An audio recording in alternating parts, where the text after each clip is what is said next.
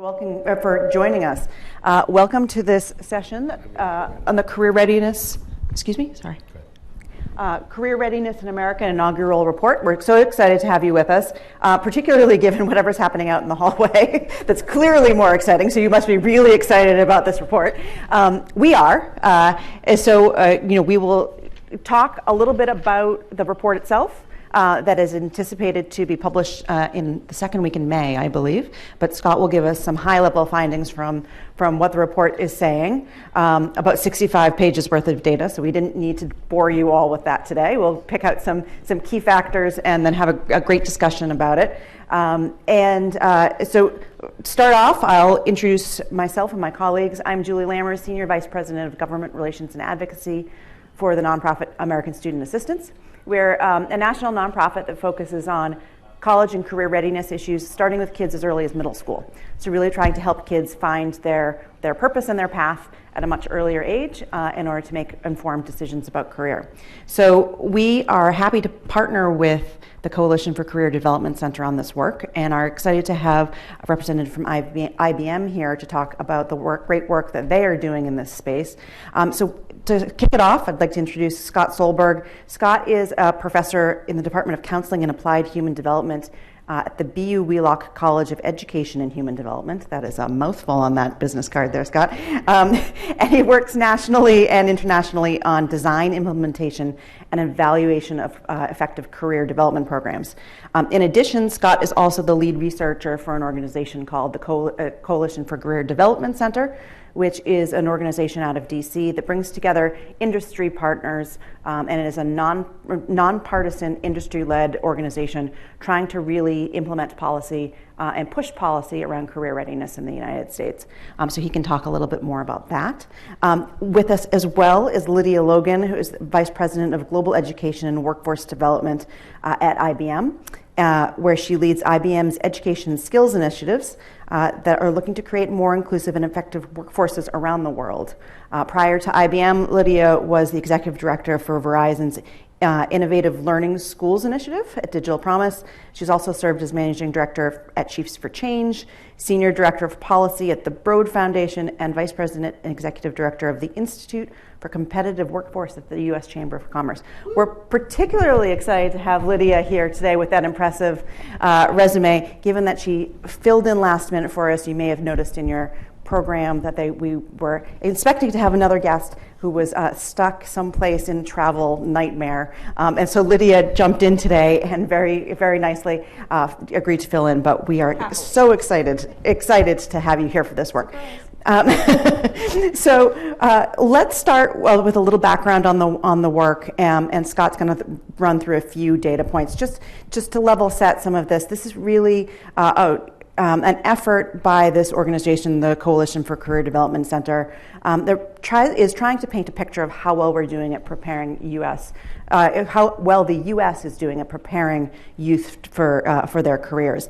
And what you'll see from the report, and it's important to note, is they're not going to call out specific states for how poorly they may be doing or how well others may be doing. This is really trying to set a benchmark of how the United States as a whole is doing to meet certain criteria, and really trying to understand from the perspective of K-12 education systems, workforce systems, who's working together well, where the data is looking promising, where we need to push more to make improvements, and really trying to give policymakers, thought leaders, business leaders, and others an opportunity to say, we need to lean in on these few areas in order to improve policy. So with that, Scott, I'll turn it over to you to give some high-level info on the report. All right, well, thank you, everyone. I'm so glad you're here. First of all, I just want to give a shout out to American Student Assistance. I know they're a sponsor, but what you don't know is on the back end, they're doing this work, and they're working directly with middle schools. They're building out free materials so middle schools can get involved. They're funding to help schools build their capacity to this work. So it's been phenomenal to have a partnership with them. I'm glad they're in Boston. That's even more fun as well. But they're working nationally on this topic, so I want to thank you all for the work you do, and I'll come back and talk even more specifically about some of that during the piece. So this is about our Career Readiness Center, or the Coalition for Career Development Center, is all about how can we make career readiness the #1 education priority. Now you're saying, well, wait a minute, what about education? What about college? What about all that? It's all connected. Who knew that when youth have purpose and they have a sense of hope and they start pursuing the pathways towards that, what do they look at? What are the learning opportunities I need to invest in? School becomes relevant. So does out-of-school learning opportunities. We just had a beautiful presentation earlier today on both the in and out-of-school learning opportunities. We need our youth-serving organizations. We need our YouTube platforms. We need all these different opportunities that youth can get to get the skills that they need. But what we need to start this whole process is a youth who realizes these different potentials and possibilities. And it starts with aspirations. And we got some great work in OECD showing that if we can build their capacity to aspire, they have better economic outcomes as adults, period. And that's what we're talking about. So there's going to be a lot of language I'm going to use that may be less familiar, but that's the drive. It's all moving towards youth-driven. How do we support them in finding purpose? And then how do we as adults build the caring, supportive relationships as well as access to the learning opportunities to help them on their way? So so I just said everything that was not on my notes, which is exactly how it happens. But of course, I wanted to make sure we could get it all out. We're also talking about through this, and we are talking about all means all, so it's all youth, but we are specifically interested in supporting our BIPOC youth, youth with disabilities. We have youth that are in foster care. We have a whole range of what we call, in the research we do, high need, high opportunity youth. I know we call opportunity youth the ones that have stepped off. We're talking about this whole population that if we invest right, the economic and the life success and the well-being of those individuals is only going to go up. And you know what's amazing is that work I was talking about, capacity to aspire, it has a stronger effect for those populations. That's what we're finding longitudinally, is that we're having a payoff as adults when we do these kinds of investments. So really excited about that. So how are we doing? And you heard we're going to get a snapshot. May 17th and 18th, and you'll see at the end of this, you can sign up, but we want you there at the conference when we go through all this report, and it is a big one. Oh my gosh. I don't know how we're going to do that in an hour too, but I'm just going to give you a smidge, right? So personalized career and academic plans. Everyone's familiar? I'm getting a lot of laughs back there. All right, so funny thing happened on the way to No Child Left Behind. They increased the standards for graduation. States got nervous, so they started this thing called individualized graduation plans. We call it personal graduation plans in Texas. They started giving that so parents could understand what was going on, and in some states, and I'm not going to call them out, also did it so parents could opt out. I don't want my child to have to learn more, so it's okay, right? Even though these were the new standards to get in, and I'm not going to use the word college, I'm going to talk about post-secondary, because I want 2 and 4 year to be on equal footing. So what happened was, once that started going, they started realizing things were starting to happen, that as the youth started looking at their future and started putting this together, they started actually learning. And they started selecting into a more rigorous academic schedule, and I was fortunate to work with our U.S. Department of Labor's Office of Disability Employment Policy to begin studying this, to see what's happening, what does it look like, when it works. So I'm not saying it's all working well, but when it does work, schools go from the bottom to the top on graduation rates. Kids all of a sudden in rural areas where they have no one doing anything, all of a sudden are going into those post-secondary pathways with hope and saying how much they feel sorry for the other towns that aren't feeling it this way, right? We were seeing magic, just incredible things happening, and the states are buying it. And what you're seeing now, and we've been part of the helping with these states. We have a state leaders network on this. We have 30 states that have really good policy language. They've been able to come together across the states and see the same values, the same hope and purpose of what this is about. And it's really good on paper. Really good on paper, right? But there's a problem, right? How do we go from the paper to the resources, the curriculum, as I was saying, ASA, pushing out the curriculum because that was a hole and they saw that. How do we get schools to adopt fully? Right, and see the value of engaging in this with quality? How do we build their capacity to do it? How do we get them access to technology? How do we get them to the professional development? These are the things that are not in place. So we've got the starting point. We've got we've drafted the model, but we've got a lot of holes in what's going on. So it's exciting, and you see it's got a little sunshine. That's a bright spot. Okay, there's a little rain. So I'm only going to the end of the story. We have a lot more in the report that also talks about investments, right? How are we investing? ASA did a phenomenal analysis of work-based learning to see how states are on there. We got some challenges. We're also looking at AP courses and who's getting access to the kinds of early, before they get to college, kinds of things that they need. What does that look like? We've also got questions about equity. Who's getting access to the kinds of qualities? So there's all that in there. But let's just get to the end of the story, which is how are we doing on the outcome? And these are just a few of the outcomes that we're looking at. So post-secondary completion rates at the 2-year level. 5 states are getting 60% and above. Okay? Let me see if that's right. It might be 70. Let me check. I don't want to mess up on that. Nope. 60%. Now, remember when we were in college, right? If you got a 60 on that exam, what was your grade level? So you can get a sense, right? So if 60s is our barrier to say, ooh, who's doing above 60? All right, so you can see we got some issues. The 2-year completion rates are a problem. The other thing that's really interesting, I don't show it on there, is part-time student retention rates. Really problematic. Really problematic. 7 states are getting 60% and above for the 4-year post-secondary. Now, the challenge we have with that data is that we don't want to talk about those who made it to the post-secondary. We want to talk about the 9th graders who started their journey, right? And some states are doing this, like in Massachusetts. They have a waterfall analysis on every school in the state. And I can, in 5 minutes, talk to a school and say, let's look at your problem. The problem is, for every 100 9th graders, only 15 Latinx students are getting through the post-secondary pipeline. That's a problem.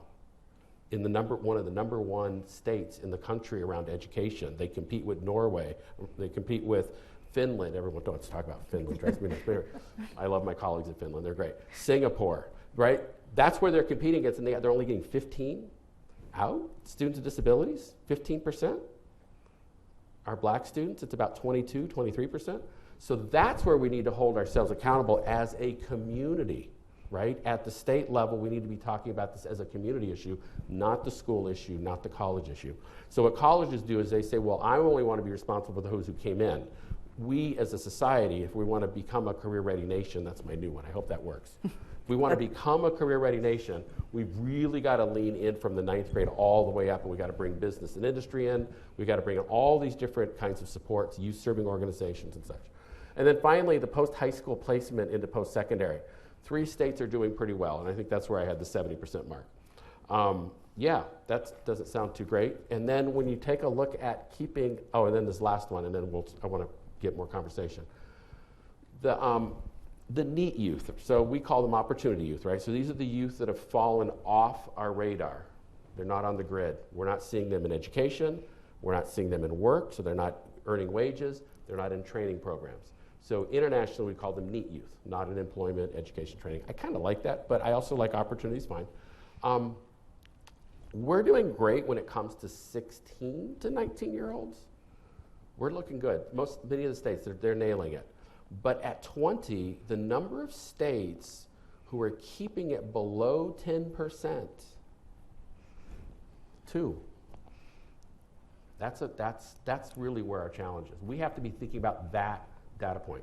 Scotland, if you can imagine, country, now I know it's a country and I know it's tiny, right? So it's probably the size of some of our counties, but it's a beautiful place. I went and visited them to find out what are they doing. What they're doing is the moment someone falls off that grid, guess who's actually knocking at the door? Literally, a career counselor. They have it all set up, every single one of those, because they know that that's where their economic challenge is. If they do not make sure that that group is connected, they're losing economically. And so that's where they've really invested in the career development process, and they're doing the similar things we're talking about in Scotland as well around that personalized career and academic plan. But anyway, I should stop there because I talked way more than I probably asked to. Well, we'll get into more of the data as we go through this conversation. But as you say, the report overall shows somewhat of a bleak picture of where we are, right? The intention of the report is to set a standard understanding of the current condition so that we can all dive in deeper on where there improvements can be made. And then this shows there's lots of room for improvement, right? We have lots. We can only go up. But but you've studied this for a very long time, Scott, and you've been involved in a lot of the efforts to make change. Where has progress been made the most over the last 5 to 10 years? Well, I do think that we're seeing the value of investing in this personalized career planning process. And what it does has 3 focus on it, and this is what's different than traditional career development. How many of you took an interest assessment, right? That was your career development piece.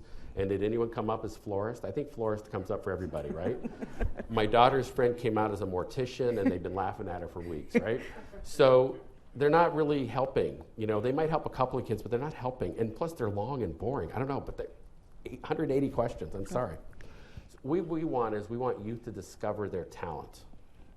And guess where their talent is? It's not in the classroom, right? Minecraft, Kerbal Space Program's one of my big ones. They should be paying me because I sell this all the time. I must sell a bunch of them. Where they're learning physics and how to build rocket ships and all this geometry and stuff. It's incredible, and they're learning it as they go. They're gaming, a lot of them, and in that gaming, they're learning tremendous skills that they want, and it's engineering skills, yet they don't do well in math, right? So where we're seeing success is when we start with talent and then help them discover, and it is a discovery process, that this talent transfers across a wide range of occupational opportunities. And when they see that they have potential, and it's more than just the classroom, they do start reflecting on what they can do better in the classroom, right? So where we're seeing success is where we're seeing schools starting that process to build that capacity. Then we need, and this is another very important thing we have to look at. For our students of color, they don't have role models that say you belong in engineering. And it's clear, I even had one of my undergrads in class last week. If I don't see myself there, all I know is I don't belong. So we have to start putting together role models, caring and encouraging adults from the workforce that are going to be able to engage with youth to help them believe and see they belong in these places. And when we're doing that, we got to have a diverse group there. It's got to be diverse. It has to be multiple and diverse. PBS Kids is going to be starting at 3-year-olds for this, because if they don't see the mirrors at 3 years old and they decide they don't belong, they don't go back. They don't go back. So we have to be doing this early, and we have to be constructing the design of these interventions through. And when we do, you start seeing the glimmers. I do belong in the STEM. I could do these kinds of things. These are exciting, and where they belong. So there's a lot of things that have to happen, but we're seeing really positive signs. And again, the longitudinal research says when they have a meaningful career conversation in middle and high school, they can actually calculate the wage earning increase for each one. For each one. That's amazing to me. And the size of the effect is higher when we talk about BIPOC and we talk about youth with disabilities. That's where we get the biggest bump in those gains. So, so these are some of the, so what I'm saying is it's not so I can go to a state and say this state has it. Wisconsin's doing some great work. Massachusetts, we're working hard. There are some moments in areas that are happening, but we know what it is that is the spark. And now we're trying to figure out how do we build capacity within schools and from the state on down. And it takes access to some of the things that we're going to be talking about in the report to make that happen. So there are a number, 65 or so, indicators that you looked at. I don't know however many data points you collected. Are there certain things that you think, based on the data, that states could prioritize, that's somewhat low-hanging fruit, in order to make progress soon? Yeah, I think it has to start with aligning language and initiatives. So when you talk about a personalized career and academic plan, and it's all about workforce development, where's our Department of Labor? Where's our Commerce, right? Where's the Health and Human Services? All these different groups need to come together and say we're all part of that process, right? And so what we saw and we were really disturbed by was when the Perkins 5, and the Perkins 5 is the career and tech ed code word, right? So states had to put up their plan for how they were going to do this, how they would involve middle school if they wanted to, and all of the things they were going to do in these new plans. And it was all, and it's very exciting. And they forgot to mention their personalized career and academic plan. And it's like, well, if this is a cornerstone of what you're doing, and you know it's there in your state, why aren't these dots being connected? So even within the education, one department over isn't seeing the connection. We need to start drawing the connection across the whole state so we're coming together with a common vision of what we're trying to do. And so I think that's low hanging to me. That's just a meeting, right? And now we know how to use Zoom, so that's even easier than it was before the pandemic, right? So I'm pretty sure we can get this done. But I was working, I won't say the name of the state unless we're at the bar later, but there was a state that we were working with on 2 different national groups. And it became clear to me about 4 months in, they've never talked to each other. They never talked to They've never talked to each other. And they're even in the same meetings, but they've never talked about what each other's doing. And we're like trying to do a case study to say, there's this great thing going on, really, but you're not really, wait a minute, I'm just realizing you really don't know what's going on there. And so we did connect the dots. But this is the kind of stuff that should be happening naturally. Yeah. And I think that's the easiest low-hanging. The other one, which mobilizing our philanthropic organizations, okay, because they can help demonstrate. And when you have demonstration projects, that helps the state realize where we can invest dollars. So I'm not saying we should start with state dollars. I am saying we'll need those eventually in federal.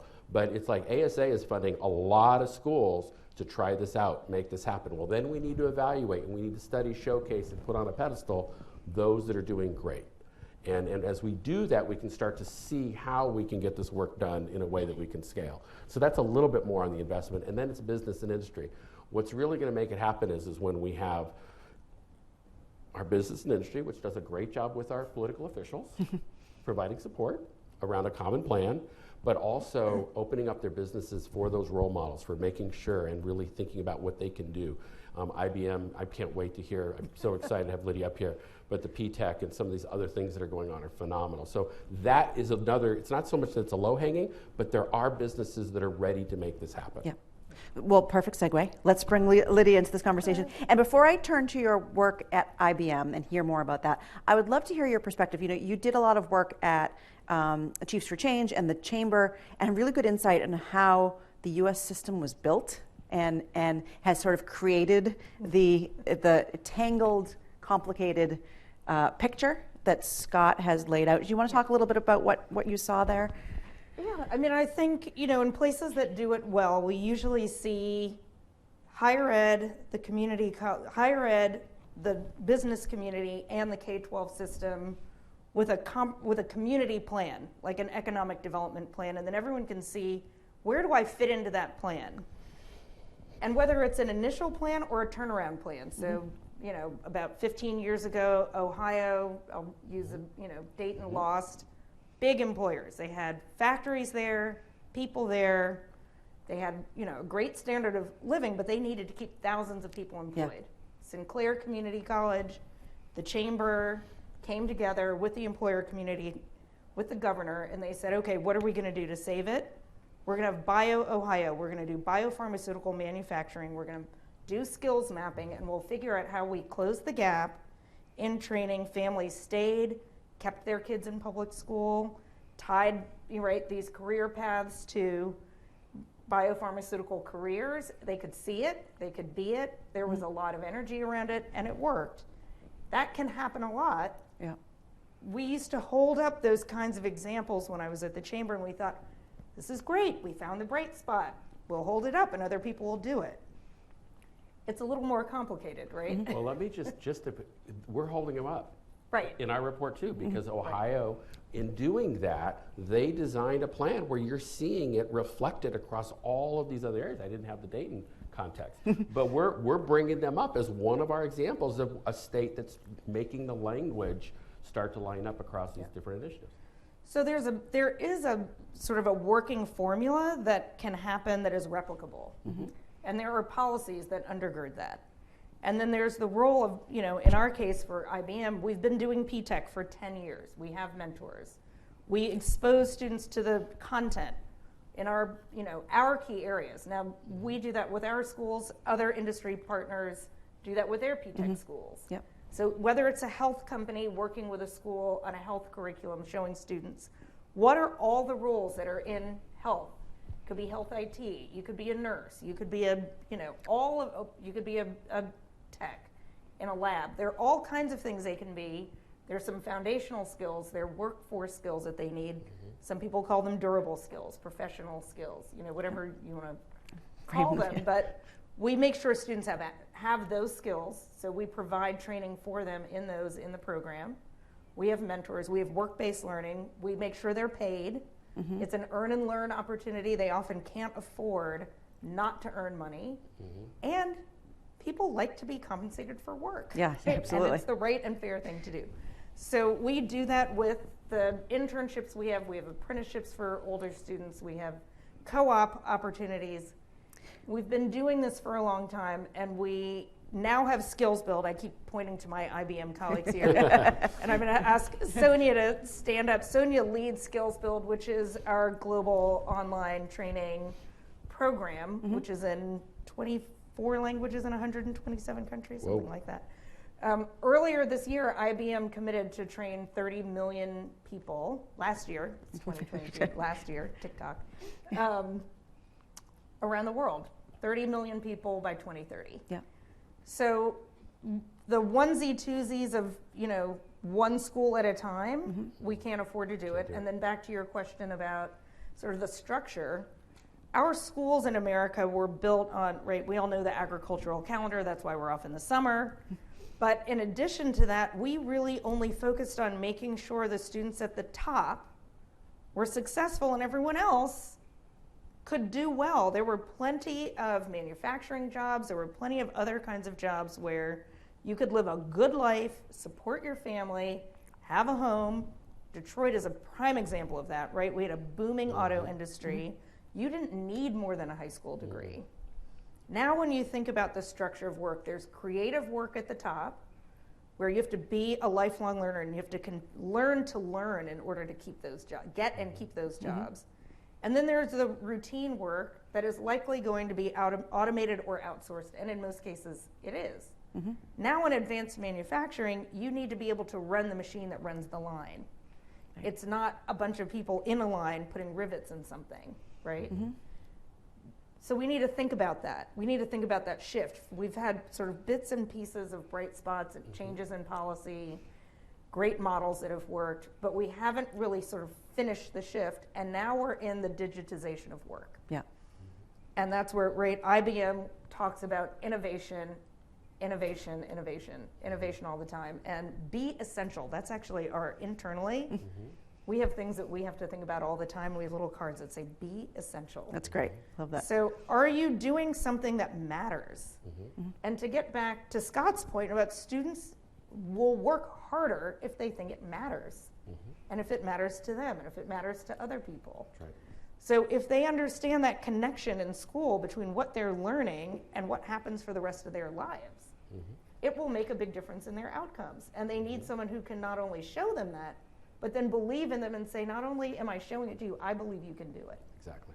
Yeah. And that makes the difference. Absolutely. I think too, can I jump in? Absolutely, yeah. So the way we're kind of framing it is the fourth industrial revolution, and it takes two things. I'm not even using non-cognitive whatever, human skills. And it needs advanced human skills, right? And you need technology skills. And so when we get youth looking at those as kind of their template, right, and they have a lot of really good human skills already, and when we show them how to put in a resume, even at middle school, they're proud of themselves. Look what I got. I didn't realize these were employability skills, right? That's what we're showing them. And then for that purpose, I love the UN Sustainable Development Goals. And we have them go on a journey and say, what impact do you want to have in this world, right? Let's bring it around. So we did a civic engagement project with one of our community organizations, Sociedad Latina, and they decided after doing network science as middle schoolers and learning how networks work, seeing the needle, which is I know it's an acronym, I don't even know what it means, but it's an infectious disease unit. We're not supposed to use acronyms here. We're on acronym safe place here. But anyway, infectious disease unit, they got to see the tour of it. Their civic engagement project, developing a public service announcement on why they wanted their families to get the vaccination. It was phenomenal. They did it all themselves, worked on teams, and what came out of that was this blossoming of leadership, communication, even amongst the most shy, these kinds of things, right? It's investing in them to invest in themselves and giving them space.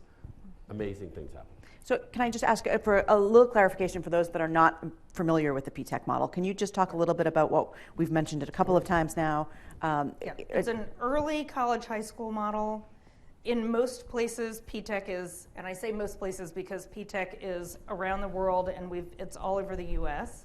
In most places, it's a 6-year high school plus 2 years of post-secondary, earning an associate's degree. In some places, the requirement is that it's a technical associate's degree. And that all happens along with work-based learning baked in and mentoring. So that's sort of the big idea. We need everybody. We don't have the luxury of only focusing on the top 10% anymore. Absolutely. And so IBM is unique in its commitment to early on saying, we're not going to wait on the education system to solve this problem for us. We see an immediate need for career development to address our workforce challenges. And so we are going to go out and build these programs to make sure we have what we need in the workforce, right?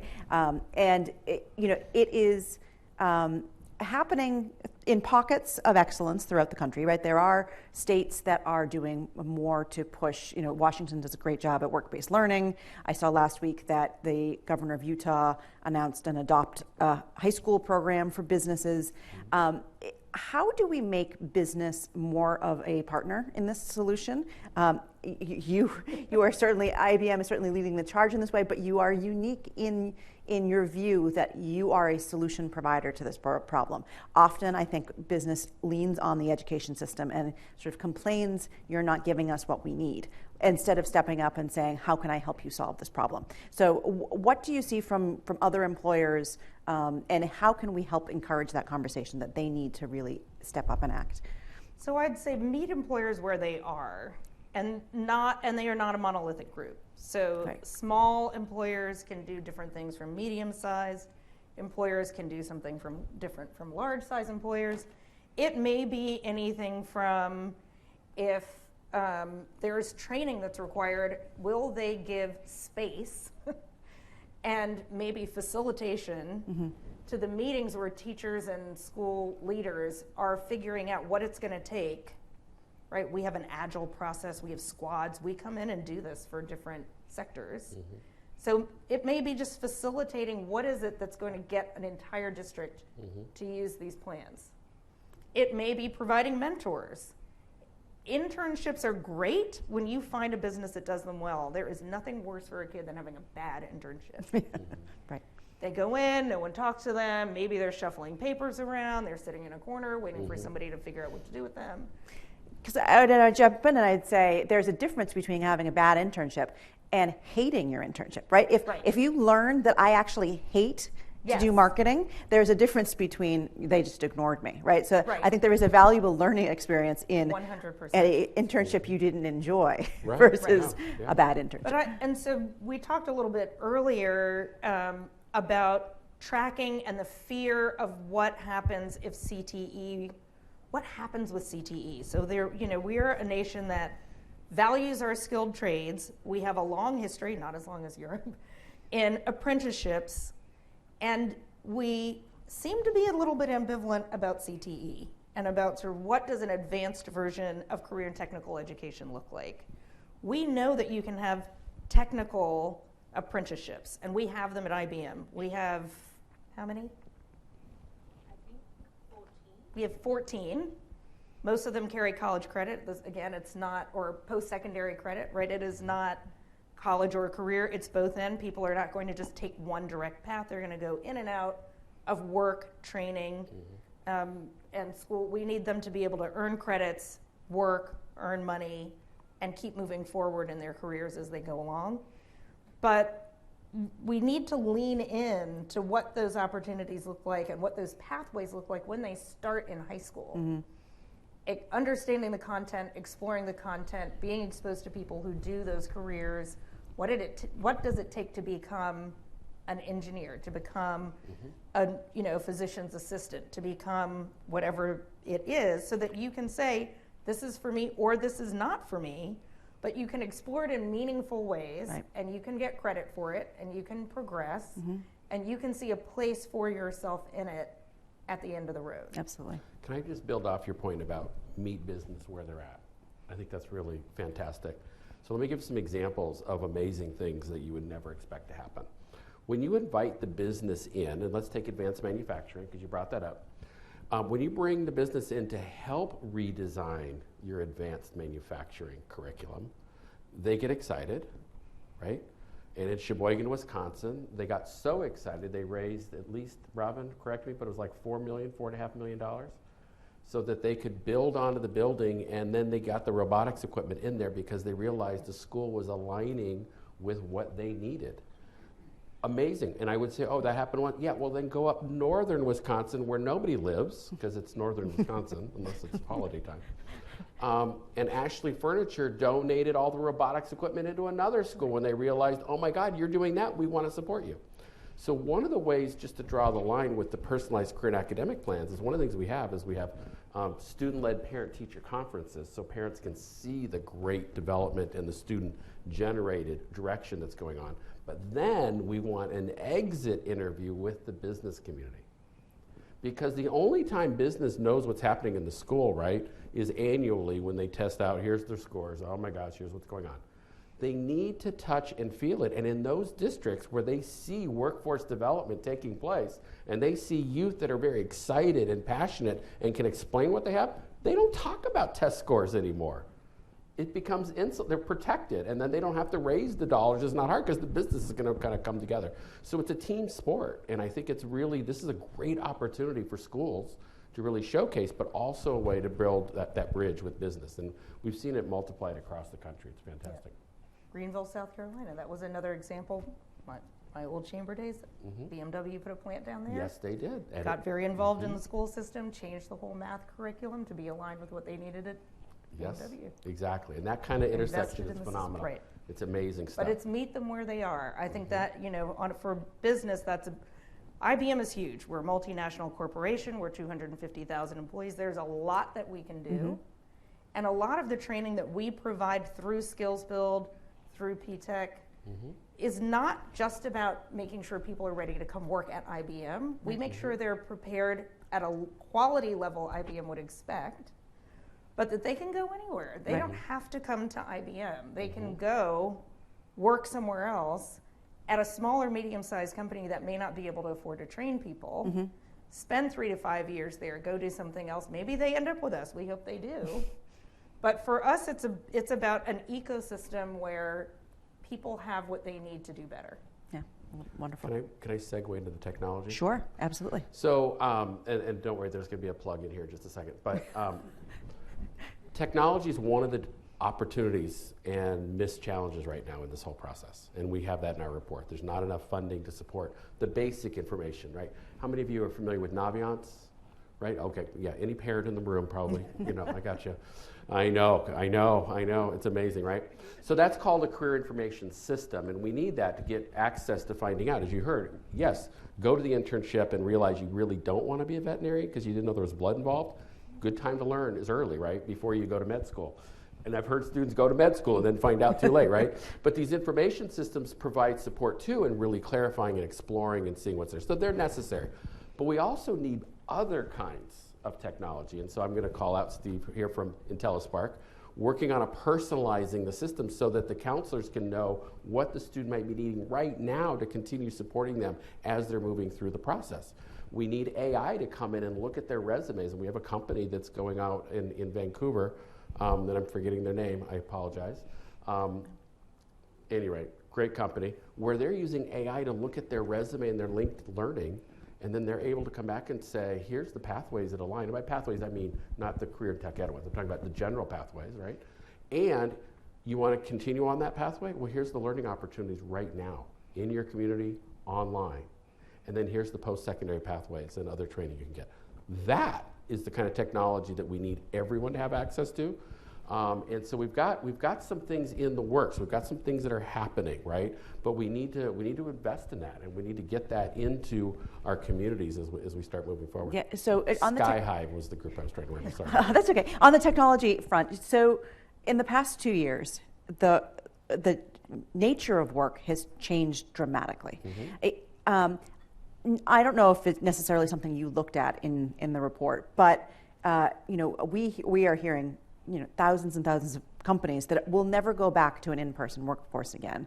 And so the condition of career readiness that we were preparing kids for when we started this report has changed dramatically. From your standpoint, Lydia, how have your programs adapted in the last 2 years to really not only put the important PTech programs online, but help kids think about what virtual work will be in the future, and how do you really ensure that we are building kids that are able and adaptable to be able to perform well in that type of environment? Well, I think, I mentioned the digitization of work, and we talk a lot about that at IBM, right? What does this mean for the work environment? What does it mean for the skill sets you need to have? What does it mean for what people need to know and be able to do? What we have learned is they still need some sort of a capstone, more experiential way to demonstrate what they've learned. We are remote a lot. A lot of us are remote. I mean, my team, no one lives in the same place. And we're global, so we're, right? That also may be the reality that even if you are back in the office, you are not in the same place with the people who are on your team. Yeah. And that is true as we have become more global. And so being able to sort of navigate and work in groups and be collaborative when you are not in the same place, whether you're in your living room or in your office, is something that is just a new reality of work that is not pandemic specific. Right. so But certainly exacerbated by pandemic, right? Right. I mean, there are frontline workers, there are jobs that will always require people to be where their work is, but there are also, new ways of collaborating across space. I was about to say time and space, we're not there yet. Eventually. That's next year's conference. Across locations.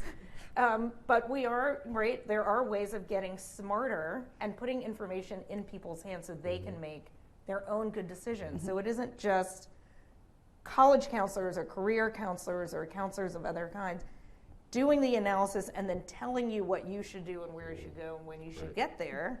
It's giving you the data about your own learning and then insights through AI and other things that IBM also loves and does, and saying, if you liked this, how about learning learning this? Here's a recommended pathway. So there are ways that we can use what we call tech for good, use our tech and talent, make sure that we are giving people good information to make good decisions, and let them, run down their path as fast as they want to go and support them as they do it. Yeah, that's great. Can I bring it down into the school setting? So exactly.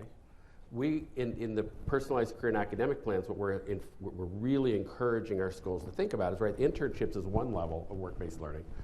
But work-based learning is happening in the school all the time. We call it project-based learning. We call it civic engagement. Now the issue is you're going to get the academic credit, but how do we get the workforce development credit? Kansas has done it for us. They built this beautiful crosswalk between these kinds of skills, all the skills you're talking about, the advanced communication skills, the getting along, the leadership. They built a beautiful rubric analysis so that now the counselor or whoever that specialist is can look over the top of all that and say, let's check off the boxes of the things you're learning here. It's much more than the academic. And it's also helping because they have to, it's not just do they have the skills, but are they aware they have the skills? And are they aware of the relevance and importance of these skills? Because when they go to interview at IBM, it's not saying I went to school, it's here's what I can do. And I'd be remiss if I did not bring up the fact that badges and certifications have completely changed what students, you can do smaller chunks of learning and earn a badge, earn a certification, and show that you know what you're able to do. You can carry that with you wherever you go. Right. And it's so a skills-first hiring, that's what IBM talks about. We're doing our best to walk the talk. Every time you post a job, you have to look at a form that says, does this job really require a 4-year degree? Or does it just require a set of skills to do this job well, and can this person continue to learn? And that's where having alternative routes to gaining skills makes all the difference in the world. Absolutely. That it is not just degrees first. And people need to understand that, because if you are a student who is an opportunity youth and you think that there is nothing left for you, that is not true. It's not true. So just plugging another panel tomorrow that we are doing on pathways, post-secondary education pathways. That piece of credentialing, of badging, how we assess that is really important. But opening up this conversation that it is not just about a 4-year degree, but there are many meaningful ways to get the education and training necessary to a good career, not just a job, but a good career path. But students can start earning those in high school. Yes, Absolutely, absolutely. So, but I also remember that this generation is going to live, and I was saying to 100, I'm getting corrected. I'm hearing 150 now, that some are determined they're going far. I'm sorry, at 16 is not a time to say I've got my decision. What they need are tools, right? They need tools, and they need to believe in themselves. And then they're gonna continue, and we call them navigation skills, right? It's just how to navigate. So every single graduate from high school, every single one, should have some kind of badge credential that says I can go right now into the world of work and make a livable wage. And I'm talking like double minimum wage is what I'm wanting to shoot for, right? Just keep it at that level.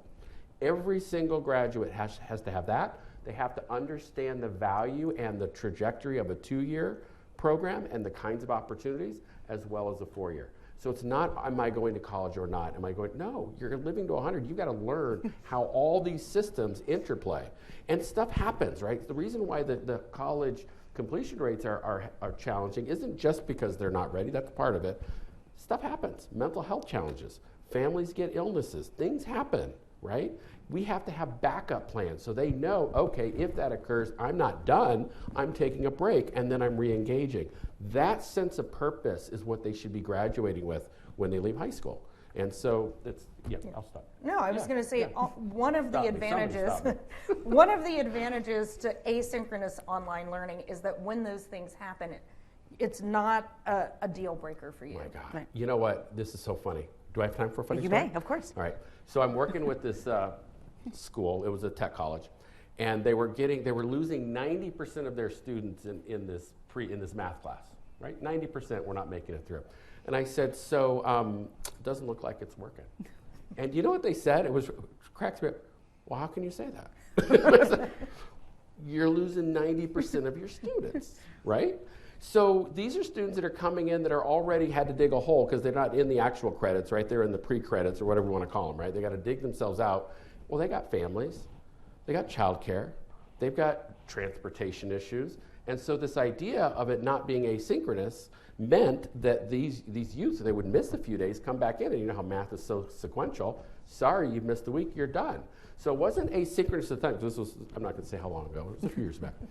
I said, what you need is a lab. They need to be able to come into a lab and start with where they left off. Every single one, which they did. And as a result, now the youth can come in and they can make up grade levels. And we saw this in high school too. They'll make up grade levels once they're engaged and they can get it. But maybe they've got a burst for 3 weeks and then something else happens. So we have to redesign the asynchronous, and that whole personalized learning from that piece of it has been awesome in that way. But they also need caring, encouraging supports. Right. But it really changes education from being a classroom to a tutorial to a business-like atmosphere. You're coming in to get your work done, and I'm here to give support as needed or to step away. So yeah, these are game-changing in the sense of things, but it also means different kinds of teaching.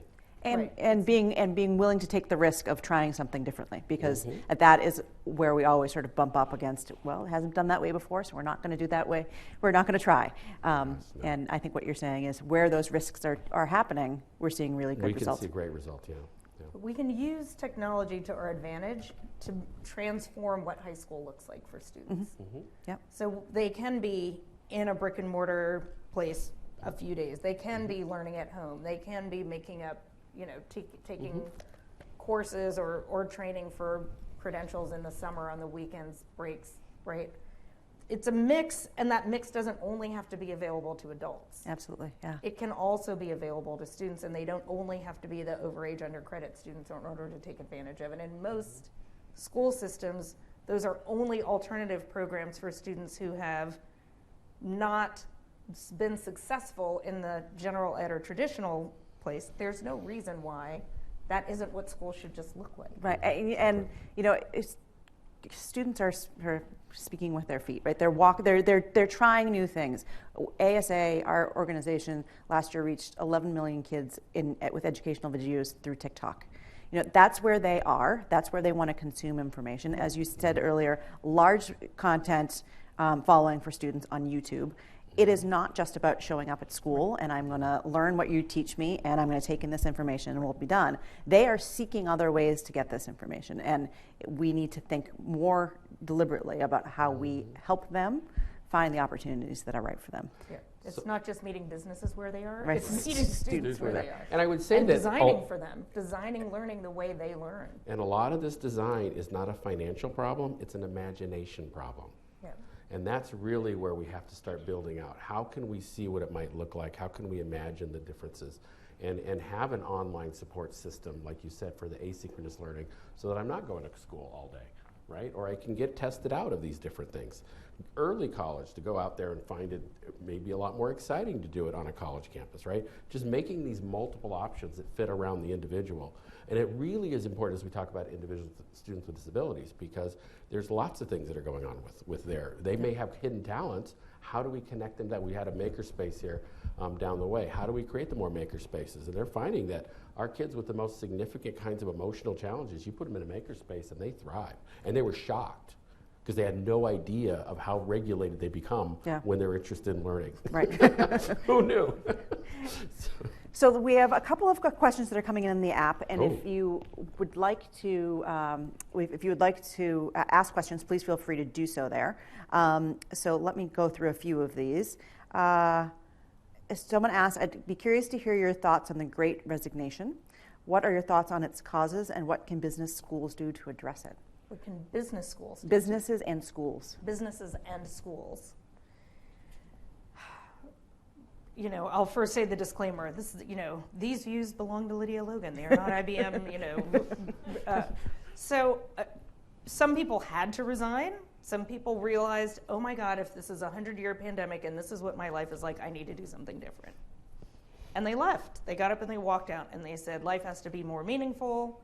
And how great would it have been if they had discovered that in high school, right? That they were in the wrong job to begin with. And so I think we were already seeing people not staying in jobs for long periods of time. My parents' generation, you got a good job, you stayed for 50 years or however long, you had a big retirement party at the end with a check, a gold watch, and a cruise, right? And then that was a good, that was a good thing. I remember talking to my parents about, business school, and they were like, oh, you just need a cut check every month with benefits. So the gig economy, there is a transformation of work happening. I just learned about a site called Fiverr where you can outsource your, so you all are nodding. So people can do what they love. Stop that. Do what they love. I'm going to make that right with technology. Making things better or easier for other people. It may be sustainable development goal challenges. Dennis is here from IBM. He runs Call for Code challenges where we get students together at different levels to address global societal challenges. Yeah. People love it. We have thousands and thousands of students from around the world who enter, and they are not developers. They are kids who are like, I think I could do something about clean water, and I'm going to get a group of people together and we're going to do it. So the Great Resignation was about people being dissatisfied and just, realizing that they had other choices and they were going to take advantage of them. Having these skills, I'm going to bring it back, right, that allow you to navigate, redirect, reskill, and try something new, those are the skills that we need to make sure everyone has, along with some resiliency, along with feeling like they can do it and having that instilled at an early age. But it's learning how to learn. It's being able to use technology. It's being able to learn something new and apply it. Yeah. That's what you need for the rest of your life. Because I think, what is it, on the internet, it's doubling the amount of information every 3 hours or something. It used to be every 3 days or 3 months. So if there's always new information and there are always advances, people need to be able to roll with that, and Yeah. we need to train them to do that. We need to give them the skills they need to do that for the rest of their lives. So a similar question, I think you may have answered this a little bit, but question specifically to how IBM addresses the soft skills for those students who have gained technical skills from certification or alternative credential programs. How do you specifically look at soft skill development at the through the IBM programs? I'm going to ask Sonia to see if you know. Well, Of she's course. not mic'd. That's But- right. oh, We can pinch She's it. done Sonia, it. because There you it's built into Skills Build. It is built into the PTech program. It's built into Skills Build. It is very much something that we recognize is a requirement to be successful in the world of work. Sonia? Well, you answered the question. Is the So mic it's on? an integral part of all the courses. So no matter what you do on Skills Build or even other IBM technical courses, you do go through a series of what we call professional skill courses, which really address all those, whether it's creative thinking, troubleshooting, teamwork, presentation, all of those are foundational skills. And then we also do other ones like design thinking and agile, because we do believe no matter what you do, no matter what career you follow, you need those skills. So those are part of every single program that you go through. The other thing that, we're IBM and everyone works with us because we're huge. So Adobe, we have a partnership with Adobe, and we have design badges on Adobe. So you can, and it's all free, by the way. For those of you who have not been on Skills Build, this is where I'm going to make my plug, skillsbuild.org. Fantastic. It is completely free. Log in, create an account, go for it, earn badges. But it is important, like we are bringing in content from our corporate partners and offering it for free to people who That's want wonderful, wonderful. And that's how you get to the 30 million, right? So one question here, and then I'm going to add to this question a little bit. So someone asked, how have you seen students' sense of agency change when they embrace their skills, and how do you measure it? And to that point of measuring something that is very complicated to measure, when looking at the data, what important data pieces are missing from the report that you really wish you had access to? Yeah. So we it's a really good, it's good that it's a two-part and they're connected. So the way in which we look at student, the three things we want students to come out of this process, this PCAP, Personalized Career and Academic Plan process, we want them to become proactive, resilient, and adaptable. Those are the big pieces. And that proactivity, which is what you're describing, what does that look like? Well, when you have a student-led parent-teacher conference, and the student says, here's what my future goals are looking like, and the next question is, or the next answer to the next question is, and here's what I've been working on this year to be able to address it, and here's what my plan is to do next year. You have it. It's all right there. So that part of it, we actually model into the process and the description, and we've done the analyses, and we found that those individuals who were able to say those things, here's my future goals, usually 3, here's these things, they're more resilient, they're showing up as more, they have higher self-efficacy, they're managing their health better, they're less stressed academically, right? All of the things which we could also call social emotional learning skills, they're getting those. You can see that. And the ones who are saying, oh, I'm going to be a veterinarian, but they can't describe the rest of it, they don't have those. Okay, so we've got the data to say we know that that's what works. But the question is, how do you scale that? So I'll bring AI into this. Imagine if we had 1,400 of those paragraphs of students, and we could use machine learning to figure out if we can go with a natural language processing strategy so that schools can do an activity to see how they're doing it and to what extent the students are doing that. That's what we're working on right now. I've got 2 AI faculty from Boston University. We've got a grad student analyzing the first part of it, and then we hope to get the funding to be able to build this out, because I get asked this question once a month, if not more, Because once we get excited, we want to know how we can see the formative change. And in this case, it's kind of the summative to say at the end of the day, did we move them along? And we have to have this. So I think we have the solution. We just have to get the machine learning process in place. But what I'm so excited about is this is going to be in Spanish, right?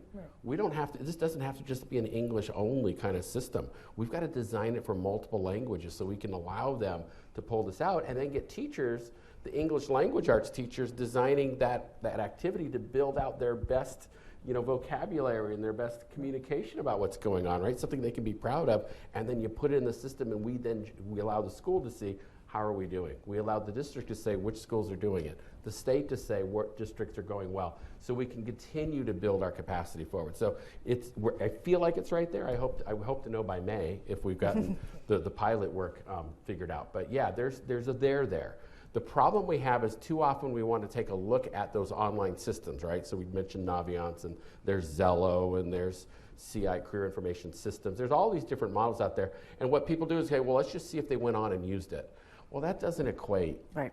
It Doesn't just tell you doesn't. much. It doesn't tell us what's Participation happening. is not necessarily Yeah, outcome. participation doesn't do it, and that's the challenge. And yet we don't have anything else right now to be able to generate that piece. So that's kind of where we're moving with that. Did you want to comment? Yeah, we have personas that we focus on and design for, and we're in a constant cycle around those.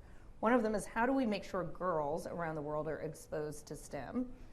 And so we have IBM volunteer events where they work with girls, usually around the middle school age. We do it in Canada, Taiwan, India, and Italy. We do a little bit of it in other places, but it's really big there. And girls work with IBMers. They come together, they work in groups.